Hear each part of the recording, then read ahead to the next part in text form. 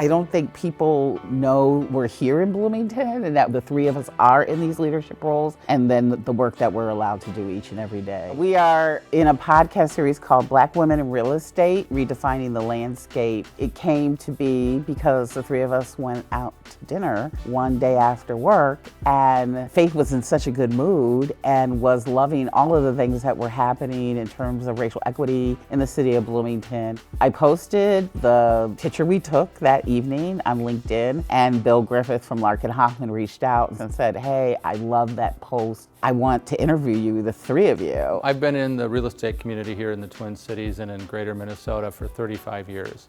And I don't ever remember having this single conversation about Black women in real estate, the challenges for Black women in real estate, and also what we're missing through an underrepresentation. The hashtag that was used on that post said the most disrespected person in America is the Black woman. That is a quote from Malcolm X. The fact that we all come from different backgrounds in terms of our upbringings, in terms of geographical location of our upbringings, all of that informs the culture that we bring to the table and how that culture is common, but then also how we bring that together with each other and grow an authentic relationship, friendship, and sisterhood that is both personal and professional.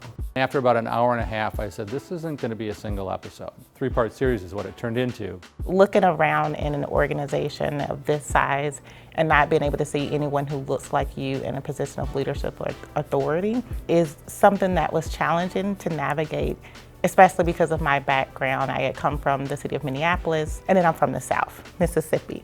And so I've always seen Black people in positions of leadership and authority. And so it was unique to come here and have that experience. One of the things I'm really proud of is that it's starting to change. Jamie Faruqi hired all three of us at different points, right? Like Faith came first, and then Aarica came, and then I arrived. And so he was the main one.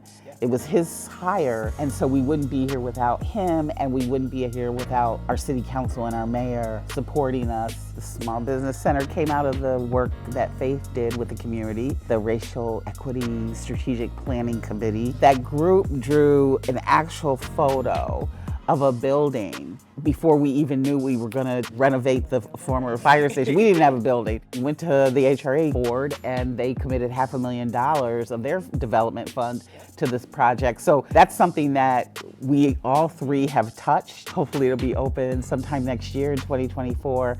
The Zawadi Center, that project was one of the first ones that actually Faith called me. The developers and kind of the leaders of that project felt that they weren't being heard by the city. They had this building and they wanted 5 uses to actually happen in that building, and it was only zoned for 3 of the 5. And I give a lot of credit to the planning staff because they got creative and they came up with Cultural Campus. And the leaders of that development call it the Ramadan Miracle because Faith reached out to me during Ramadan. She has created, as the leader, as the head of the department, a culture where staff at any level can get creative and innovative. She's setting that tone because it comes from the head down, and Faith is setting the foundation. So I'm great, right? I'm like the meat in the middle. I'm in the middle. I'm the meat in the middle of the sandwich. I'm great. I think what was missing is that the people who were underserved in our community, particularly in the BIPOC community, they didn't have a connection to government. And so by having people like Aarica and Karla in the organization, and they bring with them the connections that they have, community and those relationships. And so it's not as if the city's doing something totally different. We're just bringing in those people who've traditionally been left out. The relationships that we have with those voices that aren't heard now provides them with an opportunity to have a seat at the table. We are changing lives. I can see it. I didn't see it right away. I can become very engrossed in the work and get very caught up in, well, historically, and this has happened, and it's not moving fast enough.